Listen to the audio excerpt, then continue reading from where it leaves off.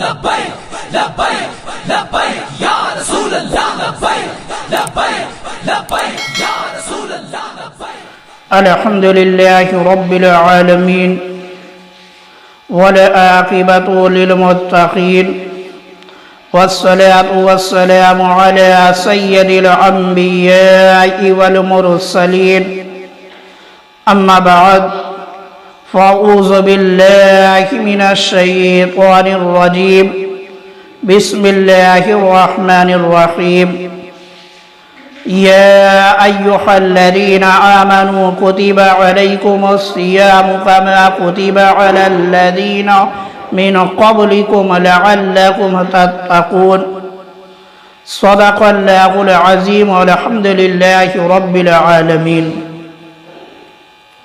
میرے آقا کے پیارے غلاموں، السلام علیکم ورحمۃ اللہ تعالی وبرکاتہ۔ آئیے سب سے پہلے اپنے آقا و مولا حضور تاجدار مدینہ سرور قلب و سینہ احمد مجتبی محمد مصطفیٰ صلی اللہ تعالی علیہ وآلہ وسلم کی بارگاہ میں جھوم جھوم کا درود شریف کا نذرانِ عقیدت پیش کریں، پڑھیں بآواز بلند۔ اللہم صلی علی سیدنا صفینا مولانا محمد وبارک وسلم، صلو علیہ صلاۃ و سلام علیک یا رسول اللہ صلی اللہ تعالی علیہ وآلہ وسلم۔ ماہ رمضان المبارک کی آمد ہونے والی ہے، اور ماہ رمضان المبارک کا روزہ ہر اہل ایمان پر فرض ہے، چاہے وہ مرد ہو یا عورت۔ جس طرح نماز ہر اہل ایمان پر فرض ہے، اسی طرح جو ہے ماہ رمضان المبارک کا روزہ بھی ہر اہل ایمان پر فرض ہے۔ مگر کسی بھی عبادت، چاہے نماز ہو یا روزہ ہو، اس کی روحانیت، اس کی نورانیت کو حاصل کرنے کے لیے ظاہر و باطن کو جو ہے سنوارنے کے لیے اس عبادت کے بارے میں علم کا ہونا بہت ہی ضروری ہے، کیونکہ بغیر علم کے جو ہے ہم کسی بھی عبادت کی نورانیت کو، روحانیت کو حاصل نہیں کر سکتے، نہ اس کے ظاہر کو درست کر سکتے ہیں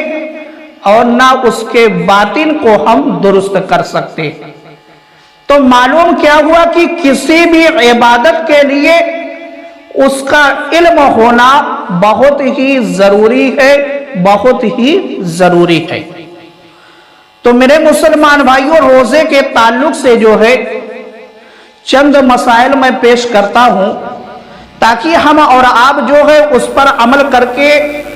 اپنے روزے کی روحانیت کو، فضیلت کو، نورانیت کو جو ہے حاصل کر سکیں۔ کیونکہ جب ہم کو روزے کا علم ہو جائے گا، روزے سے تعلق رکھنے والے مسائل ہم کو آ جائیں گے، ہم روزے کے بارے میں جانیں گے کہ کس چیز سے روزہ ٹوٹ جاتا ہے اور کس چیز سے روزہ نہیں ٹوٹتا ہے، یا کس چیز سے جو ہے روزہ مکروہ ہو جاتا ہے۔ یہ سب جو ہے روزے سے تعلق رکھنے والے علم ہے، جن کا جاننا جو ہے بہت ہی ضروری ہے، تب تو ہم روزے کی روحانیت کو، نورانیت کو، فضیلت کو حاصل کر سکتے ہیں۔ پہلی بات، شریعت میں جو ہے روزے کے معنی یہ ہے کہ اللہ تعالیٰ کی عبادت کی نیت سے صبح صادق سے لے کر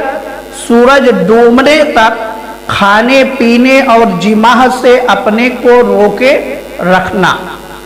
یہ چیز جو ہے شریعت کے اندر روزہ کہلاتا ہے، کہ اپنے آپ کو جو ہے کھانے سے بھی روکنا ہے، پینے سے بھی روکنا ہے، اور صرف روکنا ہی نہیں بلکہ ساتھ میں یہ نیت بھی ہونی چاہیے کہ میں اللہ کی عبادت کی نیت سے جو ہے اس کو چھوڑ رہا ہوں، اس کو چھوڑ رہا ہوں۔ ایسا نہیں کہ نیت کچھ بھی نہ کی جائے اور کھانے پینے کو چھوڑ دیا جائے تو اس سے کوئی فائدہ نہیں حاصل ہوگا۔ بہار شریعت کے اندر ہے کہ روزے کے لیے نیت ضروری ہے، روزے کے لیے نیت جو ہے ضروری ہے۔ اگر کوئی شخص جو ہے بغیر نیت کے سارا دن بھوکا پیاسا رہتا ہے، اگر کوئی شخص بغیر نیت کے بھوکا پیاسا جو ہے سارا دن رہتا ہے اور جماع سے بھی اپنے آپ کو بچا رکھتا ہے، پھر بھی جو ہے اس کا روزہ نہیں ہوگا۔ کیوں نہیں ہوگا؟ کیونکہ اس نے جو ہے اللہ کی عبادت کی نیت نہیں کی، اس لیے جو ہے اس کا روزہ نہیں ہوگا۔ تو معلوم کیا ہوا؟ روزے کے لیے نیت جو ہے بہت ہی اہم مقام رکھتی ہے۔ تو ہم کو نیت پر غور کرنا ہوگا کہ ہم نیت کب کریں، ہم نیت کب کریں، کیونکہ بعض دفعہ ایسا ہوتا ہے کہ آدمی سحری کرنے کے بعد سو جاتا ہے اور سونے سے پہلے جو ہے اس کی کوئی نیت نہیں ہوتی، اور جب بیدار ہوتا ہے تب بھی جو ہے وہ کوئی نیت نہیں کرتا ہے۔ تو میرے مسلمان بھائیوں، اگر ہم نے نیت نہیں کی، ہم نے یہ ارادہ نہیں کیا، اپنے دل میں ہم نے یہ نیت نہیں کی کہ میں اللہ کی عبادت کے لیے کھانا بھی چھوڑ رہا ہوں، پینا بھی چھوڑ رہا ہوں، تب تک جو ہے ہمارا روزہ نہیں ہوگا۔ اس لیے روزہ رکھنے سے پہلے جو ہے نیت ہمیشہ کر لینی چاہیے تاکہ جو روزے کا فائدہ ہے وہ حاصل ہو جائے۔ اگر مؤذن کی اذان پر روزہ افطار کر لیا، اگر مؤذن کی اذان پر یعنی مسجد سے اذان ہوئی اور لوگوں نے روزہ جو ہے افطار کر لیا اور افطاری کا وقت نہیں ہوا تھا، افطاری کا وقت نہیں ہوا تھا، یعنی غلط فہمی کی وجہ سے مؤذن نے جو ہے وقت سے پہلے اذان دے دی، مؤذن نے وقت سے پہلے اذان دے دی اور لوگوں نے جو ہے غور نہیں کیا وقت پر کہ ابھی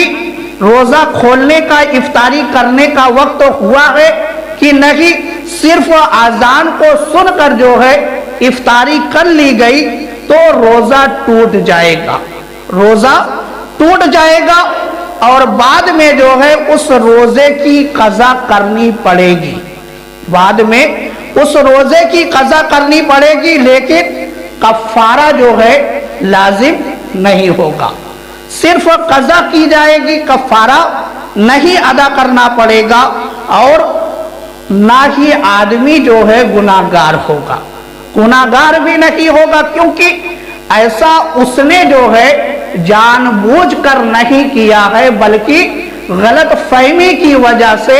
انجانے میں جو ہے اس سے یہ فعل جو ہے انجام دیا جا چکا ہے، اس لیے وہ شخص جو ہے گناہگار نہیں ہوگا۔ ہاں، بعد میں اس شخص کو جو ہے اس روزے کی قضا کرنی پڑے گی، نہ کہ کفارہ ادا کرنا پڑے گا۔ اب فتاوی رضویہ کے اندر ہے کہ افطاری کے لیے اذان شرط نہیں ہے، افطاری کے لیے اذان جو ہے شرط نہیں ہے، جیسے ہی آفتاب غروب ہونے کا یقین ہو جائے، کامل یقین یہ ہو جائے کہ ہاں سورج ڈوب چکا ہے تو افطاری جو ہے کی جائے گی۔ ایسا نہیں کہ اذان کا انتظار کیا جائے گا، جب تک اذان نہیں ہوگی تب تک جو ہے افطاری نہیں کی جائے گی، نہیں، افطاری کے لیے اذان شرط نہیں ہے۔ اگر افطاری کے لیے اذان شرط ہوتی تو بہت سے مقامات ایسے ہیں جہاں پر مسجد ہی نہیں ہے اور مسلمان آباد ہے، تو اب وہاں کے لوگ جو ہے افطاری کیسے کرتے؟ اس لیے شریعت نے جو ہے اذان شرط نہیں رکھی، بلکہ سورج کا ڈوبنا جو ہے ضروری ہے، سورج کا ڈوبنا ضروری ہے۔ اور دوسری بات، جو مغرب کی اذان ہوتی ہے وہ افطاری کے لیے نہیں ہوتی، بلکہ جو ہے نماز مغرب ادا کرنے کے لیے ہوتی ہے، نماز مغرب ادا کرنے کے لیے ہوتی ہے، اس لیے جو ہے افطاری کے لیے اذان شرط نہیں ہے۔ اور ابن ماجہ کے اندر ہے کہ حضور اقدس صلی اللہ تعالی علیہ وآلہ وسلم نے ارشاد فرمایا، بے شک روزہ دار کے لیے افطار کے وقت ایک ایسی دعا ہوتی ہے جو رد نہیں کی جاتی، یعنی روزے دار جو ہے افطاری کے وقت اگر کوئی دعا کرتا ہے تو اس کی دعا جو ہے رد نہیں کی جاتی، اس کی دعا جو ہے قبول ہوتی ہے، مقبول ہوتی ہے۔ تو معلوم کیا ہوا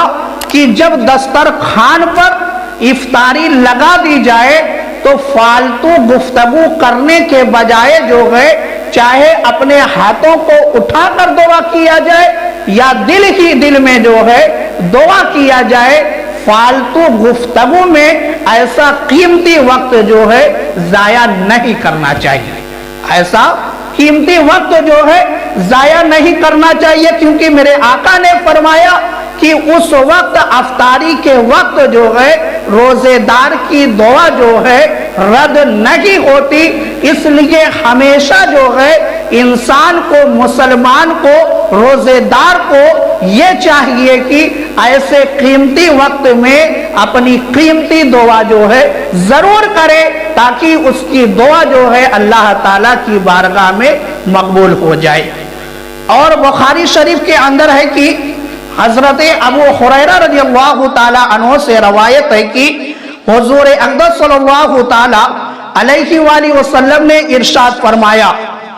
جس روزے دار نے بھول کر کھایا یا پیا، جس روزے دار نے جو ہے بھول کر کھایا یا پیا، وہ اپنے روزے کو پورا کرے کہ اسے اللہ تعالیٰ نے کھلایا اور پلایا۔ اب اس حدیث پاک سے معلوم کیا ہوا؟ اس حدیث پاک سے یہ معلوم ہوا کہ بھول کر کھانے پینے سے جو ہے روزہ نہیں ٹوٹتا۔ اس حدیث پاک سے معلوم یہ ہوا کہ اگر کوئی روزے دار بھول کر کھا لیتا ہے یا پی لیتا ہے تو بھول کر کھانے اور پینے سے جو ہے روزہ نہیں ٹوٹتا۔ ہاں، جیسے اب کوئی روزے دار ہے، اس نے بھول کر کھایا اور ابھی جو ہے اس نے نوالا منہ کے قریب کیا تھا کہ اس کو یاد آ گیا، یا نوالا اس نے جو ہے منہ کے اندر رکھ لیا تھا، اس کو یاد آ گیا کہ میں روزے سے ہوں، تو اب اس کے لیے حکم یہ ہے کہ فوراً جو ہے وہ نوالا باہر نکال دے، وہ نوالا باہر نکال دے۔ اگر وہ نوالا یاد آنے کے بعد اپنے جسم کے اندر کرتا ہے تب تو روزہ ٹوٹ جائے گا، اور اگر اندر چلا بھی گیا اور اس کو نہیں یاد آیا کہ میں روزے سے ہوں تو روزہ نہیں ٹوٹے گا، تو روزہ نہیں ٹوٹے گا۔ اور میرے مسلمان بھائیوں، ترمذی شریف کے اندر ہے کہ حضرت ابو ہریرہ رضی اللہ تعالیٰ عنہ سے روایت ہے کہ حضور اقدس صلی اللہ تعالیٰ علیہ وآلہ وسلم نے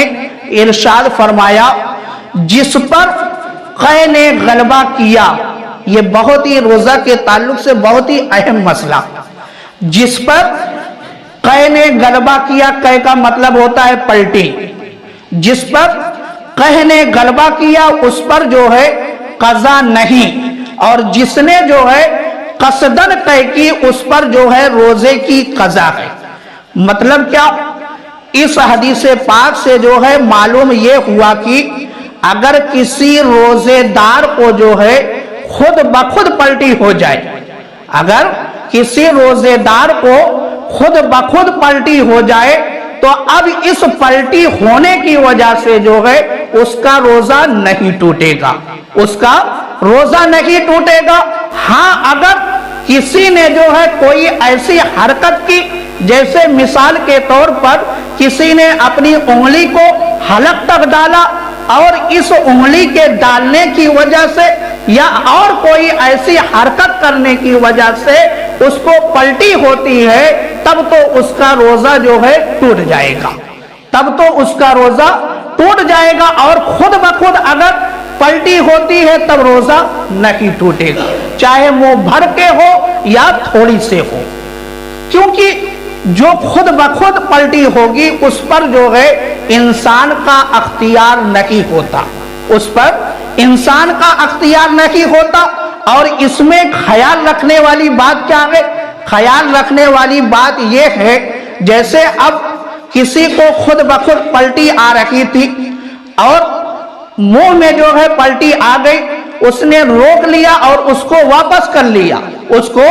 واپس کر لیا، تو اب واپس کرنے کی وجہ سے جو ہے اس کا روزہ ٹوٹ جائے گا، واپس کرنے کی وجہ سے اس کا روزہ ٹوٹ جائے گا۔ اگر اس نے باہر کر دیا ہوتا تو روزہ نہیں ٹوٹتا۔ یہ قہر کا مسئلہ ہے،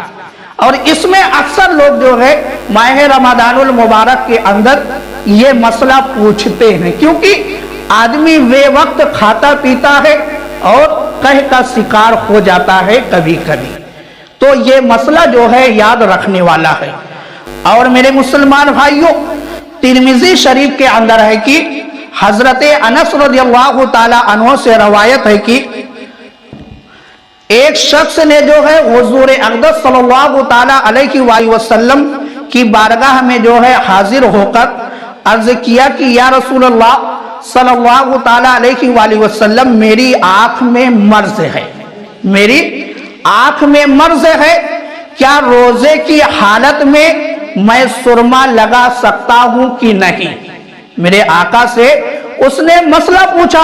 کہ میں روزے سے ہوں اور میری آنکھ میں جو ہے مرض ہے، کیا مرض کو دور کرنے کے لیے میں سرما کا استعمال کر سکتا ہوں کہ نہیں؟ تو میرے آقا نے فرمایا کہ تم سرما لگا سکتے ہو، تم سرما لگا سکتے ہو۔ تو معلوم کیا ہوا اس حدیث پاک سے کہ سرما لگانے سے جو ہے روزہ نہیں ٹوٹتا، سرما لگانے سے روزہ نہیں ٹوٹتا، اور نہ ہی خوشبو لگانے سے، نہ ہی خوشبو سونگھنے سے جو ہے روزہ ٹوٹتا ہے، نہ سرما لگانے سے روزہ ٹوٹتا ہے، نہ خوشبو سونگھنے سے روزہ ٹوٹتا ہے، اور نہ خوشبو لگانے سے روزہ ٹوٹتا ہے۔ اور باہر شریعت کے اندر ہے کہ روزے کی حالت میں جو ہے آنکھوں میں سرما لگا سکتے ہیں، اس سے جو ہے روزہ نہیں ٹوٹے گا، اگرچہ جو ہے سرما کا مزہ حلق میں محسوس ہوتا ہے، بلکہ تھوک میں بھی جو ہے سرما کا رنگ دکھائی دیتا ہے، تب بھی جو ہے روزہ نہیں ٹوٹے گا۔ اور ترمذی شریف کے اندر ہے کہ حضرت ابو سعید خدری رضی اللہ تعالی عنہ سے روایت ہے کہ حضور اقدس صلی اللہ تعالی علیہ وآلہ وسلم نے فرمایا، تین چیزوں سے روزہ نہیں ٹوٹتا۔ میرے آقا نے فرمایا کہ تین چیزوں سے جو ہے روزہ نہیں ٹوٹتا۔ پہلی چیز پچھنا، یعنی جو خون نکلوایا جاتا تھا پہلے، اسی کو کہتے ہیں، اس سے یعنی خون نکلوانے سے روزہ جو ہے نہیں ٹوٹتا۔ اگر آپ خون ٹیسٹ کروانے کے لیے یا خون کو کسی کو دینے کے لیے جو ہے خون نکلواتے ہیں، تو خون نکلوانے کی وجہ سے جو ہے آپ کا روزہ نہیں ٹوٹے گا۔ اور دوسری بات میرے آقا نے فرمائی، قے، یعنی پلٹی جو ہے خود بخود ہو جائے تو روزہ نہیں ٹوٹے گا۔ اور تیسری بات جو ہے میرے آقا نے جو بتائی، احتلام، احتلام اگر روزے کی حالت میں ہو جاتا ہے تو احتلام ہونے کی وجہ سے جو ہے روزہ نہیں ٹوٹتا۔ احتلام یعنی نائٹ فال ہونے کی وجہ سے جو ہے روزہ نہیں ٹوٹتا۔ روزے کی حالت میں جو ہے، اب جیسے بعض دفعہ ایسا ہوتا ہے کہ آدمی جو ہے رات میں سوتا ہے عشاء کے بعد، رات میں عشاء کے بعد جب آدمی سوتا ہے تو سونے کے بعد جو ہے کوئی ایسی وجہ پیدا ہو جاتی ہے جس کی وجہ سے جو ہے آدمی ناپاک ہو جاتا ہے۔ اب کچھ لوگ یہاں پر سوچتے کیا ہے کہ ناپاکی کی حالت میں جو ہے روزہ نہیں رکھا جا سکتا، کچھ لوگوں کا یہ خیال ہوتا ہے۔ تو میرے مسلمان بھائیوں، ناپاکی کی حالت میں جو ہے روزہ ہو جاتا ہے، ناپاکی کی حالت میں روزہ ہو جاتا ہے، یعنی آپ سحری کر لیں، آپ سحری کر لیں، روزے کی نیت کر لیں، آپ کا روزہ ہو جائے گا۔ ہاں، صبح صادق ہونے سے پہلے جو ہے غسل کر لینا بہتر ہے، صبح صادق سے پہلے جو ہے غسل کر لینا بہتر ہے، اور اتنی دیر یعنی صبح ہو جائے، نماز فجر جو ہے قضا ہو جائے، اور آدمی جو ہے ناپاکی کی ہی حالت میں رہے، حالت جنابت میں ہی رہے، اور نماز کا وقت جو ہے نکل جائے اور نماز قضا ہو جائے، تو یہ چیز جو ہے سخت گناہ اور حرام ہے، سخت گناہ اور حرام ہے۔ یعنی آدمی کو ایسا نہیں کرنا چاہیے کہ نماز فجر کو چھوڑ دے غسل کی وجہ سے، بلکہ وہ صبح صادق سے پہلے جو ہے غسل کر لے اور نماز فجر کو ادا کرے، نماز فجر کو ادا کرے۔ اگر کسی نے غسل نہیں کیا اور دن نکل گیا، یہاں تک کہ آدھا دن گزر گیا، تب بھی اس کا روزہ جو ہے ہو جائے گا، مگر جو اس نے نماز کو چھوڑا ہے اس کا گناہ اس کے سر جو ہے رہے گا، اس کے سر گناہ رہے گا۔ اور میرے مسلمان بھائیوں، بعض دفعہ ہوتا کیا ہے کہ جب ہم وضو کرتے ہیں نماز کے درمیان، تو پانی جو ہے جب ناک میں چڑھاتے ہیں، اگر کسی نے اتنی زور سے پانی چڑھایا ناک میں کہ پانی جو ہے ناک میں چڑھاتے وقت دماغ تک پہنچ گیا، دماغ تک پہنچ گیا، چڑھ گیا، یا حلق کلی کرنے کے لیے ہم نے پانی لیا اور پانی جو ہے حلق کے نیچے اتر گیا، اور روزہ دار ہونا یاد ہے، روزہ دار ہونا یاد ہے، یعنی اس کو یہ معلوم ہے کہ میں روزے سے ہوں، تب تو اس کا روزہ جو ہے ٹوٹ جائے گا، اس کا روزہ ٹوٹ جائے گا، اور اس کے اوپر جو ہے قضا لازم ہو جائے گی۔ اور اگر اس کو یاد نہیں تھا کہ میں روزے سے ہوں، اور نہ یاد ہونے کی وجہ سے جو ہے اس سے یہ کام ہوا ہے، تب تو جو ہے اس کا روزہ نہیں ٹوٹے گا۔ آخری بات سن لے کہ بہار شریعت کے اندر ہے کہ روزے کی حالت میں جھوٹ، غیبت، چغلی، بدنگاہی، داڑھی مڑانا، بلا اجازت شرعی کسی کا دل دکھانا اور گالی دینا اگرچہ حرام ہے، مگر روزہ نہیں ٹوٹتا، روزہ اس سے ٹوٹتا نہیں، مگر یہ کام حرام ہے۔ ہاں، روزہ جو ہے مکروہ ہو جاتا ہے، روزہ مکروہ ہو جاتا ہے، یعنی جو روزے کی نورانیت ہے، جو روزے کی روحانیت ہے، وہ ختم ہو جاتی ہے، صرف ایک نام کا روزہ رہ جاتا ہے، صرف ایک نام کا روزہ رہ جاتا ہے، نہ اس کے اندر روحانیت ہوتی ہے، نہ اس کے اندر جو ہے روحانیت نہ اور فضیلت اس کے اندر نہیں رہ جاتی۔ اور ایک آخری مسئلہ سن لے، جیسے لوگ ماہ رمضان المبارک کے اندر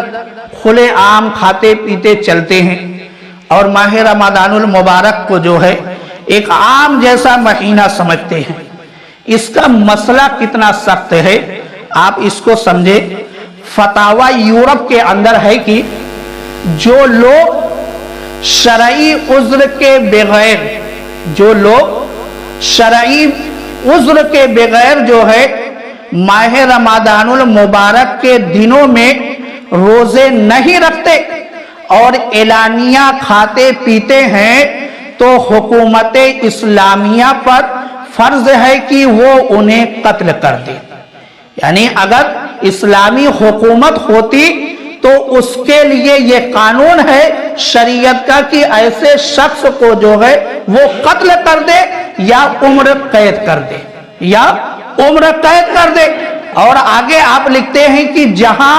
اسلامی حکومت نہ ہو تو وہاں کے مسلمان جو ہے ایسے لوگوں سے معاشرتی بائیکاٹ کر دیں، یعنی اس کو بائیکاٹ کر دیں، ایسے شخص کو۔ یہ اسلامی شریعت کا قانون ہے، مگر نہ اسلامی حکومت ہے نہ مسلمانوں کے اندر آج اتفاق و اتحاد ہے، اس لیے اس پر جو ہے عمل نہیں ہو پا رہا ہے۔ مگر کوئی اپنے آپ کو جری نہ سمجھے کہ میں پکڑ میں اگر نہیں آ رہا ہوں مگر اللہ کے ہاں پکڑ ضرور ہوگی۔ اگر انسان نہیں پکڑ کر رہا ہے، آج اگر شریعت کا قانون نافذ نہیں ہو پا رہا ہے مگر اللہ نے جو قانون بنایا ہے اس قانون سے کوئی بھی انسان بچ نہیں سکتا، کوئی بھی انسان بچ نہیں سکتا۔ اس لیے اگر شرعی عذر پایا جا رہا ہے، آپ روزہ نہیں رکھ سکتے ہیں تو جو ہے پردے کے اندر کھائیں پیئیں رہیں، مسلمانوں کے سامنے کھلے عام نہ کھائیں پیئیں، بلکہ ماہ رمضان المبارک کا ادب کرتے ہوئے جو ہے آپ اس مہینے کو گزاریں اور زیادہ سے زیادہ جو ہے عبادت کرنے کی کوشش کریں، کیونکہ یہ بہت ہی مبارک مہینہ ہے، اور تمام سالوں میں جتنے مہینے ہیں سب کا یہ سردار ہے، سب کا یہ سردار مہینہ ہے، اور اس کے اندر نیکیوں میں اضافہ کر دیا جاتا ہے۔ اور جس طریقے سے نیکیوں میں اضافہ ہوتا ہے، یعنی اگر ایک فرض پر جو ہے 70 فرضوں کا ثواب ملتا ہے تو ایک حرام پر جو ہے 70 حرام کا گناہ بھی ملتا ہے، یعنی اگر ہم ایک حرام کام کرتے ہیں تو 70 حرام کاموں کا جو ہے ہم کو گناہ ملے۔ جس طریقے سے ثواب میں اضافہ ہوتا ہے اسی طریقے سے گناہوں میں بھی اضافہ کر دیا جاتا ہے، اس لیے گناہ والے کام جو ہے ہرگز نہ کرے، بلکہ جو نیک کام ہے، جو اچھے کام ہے اسی کو انجام دینے کی کوشش کریں۔ اللہ تعالیٰ کی بارگاہ میں دعا ہے کہ مولا تعالیٰ ہم سب کو عمل کرنے کی توفیق عطا فرمائے۔